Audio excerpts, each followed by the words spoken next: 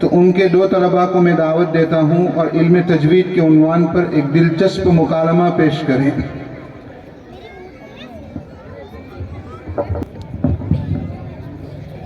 السلام علیکم ورحمۃ اللہ وبرکاتہ۔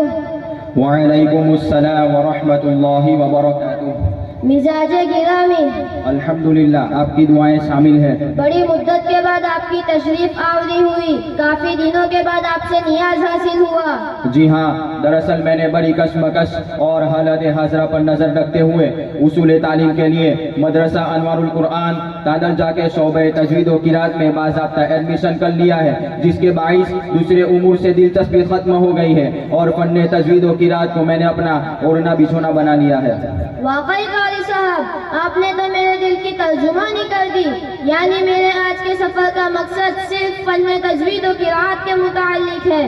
ویسے تو احقر کے مدرسہ انوار القرآن تاندرجہ سے گہرا تعلق ہے اور آنا جانا کثرت سے ہوتا رہتا ہے، لیکن آج کا سفر صرف اور صرف تجوید کے متعلق ہے اور آپ بھی ماشاءاللہ فن تجوید کی تکمیل کر رہے ہیں۔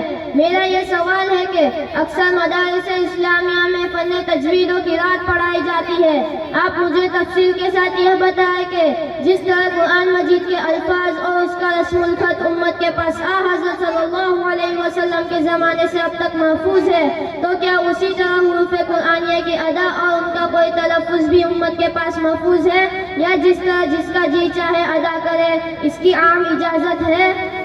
بے شک جس طرح قرآن مجید کے الفاظ اور اس کا رسم الخط محفوظ ہے، اسی طرح امت کے پاس حروف قرآنیہ کی ادا اور اس کا تلفظ بھی محفوظ ہے، اور اس بات کی قطعاً اجازت نہیں کہ جو شخص جس طرح چاہے قرآن مجید کے حروف و کلمات کو ادا کرے، بلکہ وہی ادا صحیح اور معتبر سمجھی جائے گی جو آپ صلی اللہ علیہ وسلم کے عمل سے ثابت ہو، اور آپ صلی اللہ علیہ وسلم نے صحابہ کرام رضی اللہ تعالیٰ عنہم کے سامنے تلاوت فرمائی، اور جس طرح قرآن مجید کے وہی معانی و مطالب صحیح سمجھی جائے گی جو آپ صلی اللہ علیہ وسلم اور صحابہ کرام رضی اللہ تعالی عنہم سے مروی ہو، اسی طرح قرآن مجید کے الفاظ کی ادا بھی وہی معتبر ہوگی جو آپ صلی اللہ علیہ وسلم اور صحابہ کرام رضی اللہ تعالی عنہم کی تلاوت سے مروی ہو۔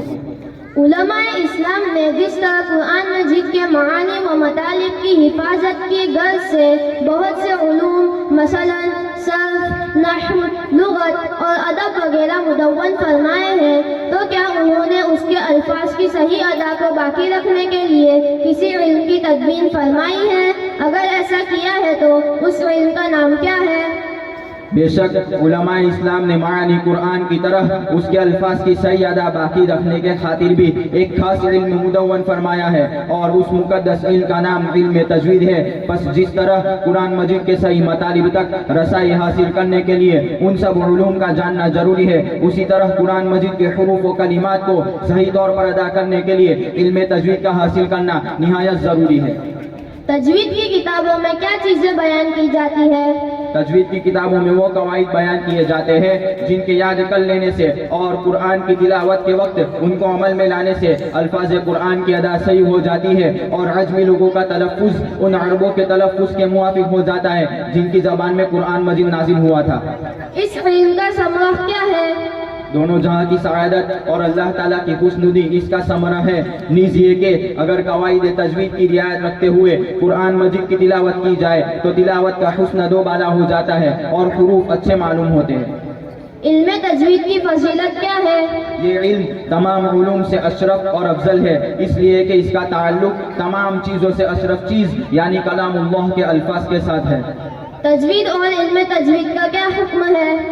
قرآن و حدیث نیز اجماع امت کی روح سے تجوید کا حاصل کرنا اور اس کے موافق قرآن مجید کی تلاوت کرنا واجب اور ضروری ہے، اور اس میں قطعاً کوئی اختلاف نہیں۔ چنانچہ سورہ مزمل میں ارشاد باری ہے وَرَتِّلِ الْقُرْآنَ تَرْتِيلًا، یعنی قرآن مجید کو خوب ٹھہر ٹھہر کر اور اطمینان کے ساتھ پڑھو، اور یہ اسی صورت میں ہو سکتا ہے کہ قرآن مجید کو تجوید کے ساتھ پڑھا جائے۔ چنانچہ تفسیر بیضاوی میں وَرَتِّلِ الْقُرْآنَ تَرْتِيلًا کی تفسیر جَوِّدِ الْقُرْآنَ تجویدن سے ہی کی گئی ہے. اور حضرت علی کرم اللہ وجہہ سے اس آیت کریمہ کی تفسیر میں یہ منقول ہے الترتیل هو تجوید الحروف ومعرفت الوقوف، یعنی ترتیل نام ہے حروف کو تجوید کے ساتھ ادا کرنے اور وقت کا محل اور اس کا طریقہ پہچاننے کا. اور حدیث شریف میں ارشاد فرمایا گیا ہے ان اللہ یحب ان یقرأ القرآن کما انزل، بے شک اللہ تعالیٰ اس بات کو پسند فرماتا ہے کہ قرآن مجید کو اسی طرح پڑھا جائے جس طرح کہ وہ نازل کیا گیا ہے. اور یہ ظاہر ہے کہ قرآن مجید کا نزول تجوید کے ساتھ ہوا ہے، اس لیے کہ تجوید سے مراد قرآن مجید کا عربی تلفظ اور اس کے الفاظ کی وہ ادا جس سے اس کا عربی میں اور کلام الہی ہونا معلوم ہوتا ہے. اور یہ معلوم ہی ہے کہ قرآن مجید عربی میں ہے بلکہ نہایت فصیح عربی میں نازل ہوا ہے. چنانچہ اس بات کا اعلان خود اللہ تعالیٰ نے قرآن مجید میں فرمایا ہے، جیسا کہ ارشاد ہے انا انزلناہ قرآنا عربیا، یعنی ہم نے قرآن مجید کو عربی زبان میں اتارا ہے. اور دوسری جگہ ارشاد ہے بلسان عربی مبین، یعنی یہ قرآن مجید نہایت فصیح عربی میں ہے. تو جب اس کی زبان عربی ہے اور یہ عربی لغت کے ساتھ نازل ہوا ہے تو ظاہر ہے کہ اس کا تلفظ بھی وہی ہونا چاہیے جو حضور صلی اللہ علیہ وسلم اور ان خالص عربوں کا تھا جن کی لغت اور جن کی زبان میں قرآن مجید نازل ہوا تھا، اور اسی کے موافق تلاوت کرنے کی کوشش کرنی چاہیے. اور یہی معنی ہے تجوید کے ساتھ تلاوت کرنے کے بھی. چنانچہ قرآن مجید کے حرفوں کو عربی تلفظ اور عربی آوازوں کے ساتھ ادا نہیں کیا جاتا. مثلا تو کی جگہ تا، وہ دال کی جگہ زا، صاد تا کی جگہ سین، ہا کی جگہ ہا، عین کی جگہ حمزہ اور قاف کی جگہ کاف پڑھا جاتا ہے. ایسے ہی اگر حروف مدہ میں مد نہیں کیا جاتا یا زبر زیر پیش کو اتنا کھینچ دیا جاتا ہے کہ حروف مدہ پیدا ہو جاتے ہیں، یا حرف مشدد کو مخفف اور مخفف کو مشدد پڑھ دیا جاتا ہے جس طرح کے عام لوگ پڑھتے ہیں، تو اس سے قرآن مجید کا حسن تو درکنار یہ سرے سے عربی کلام ہی نہیں رہتا، اور اس طرح کی تلاوت کا موجب گناہ اور قابل مذمت ہونا ظاہر ہے. ماشاء اللہ، آپ سے مل کر علم تجوید سے متعلق بہت سی معلومات حاصل ہوئی. اللہ ہمیں قرآن کریم کو تجوید کی رعایت کرتے ہوئے سیکھنے اور پڑھنے کی توفیق عطا فرمائے. آمین. السلام علیکم ورحمۃ اللہ وبرکاتہ. وعلیکم السلام ورحمۃ اللہ وبرکاتہ. ماشاءاللہ، خدا نصیب کرے تجھ کو اس قدر شہرت کہ تیرے نام کے آگے کسی کا نام نہ ہو. ماشاءاللہ.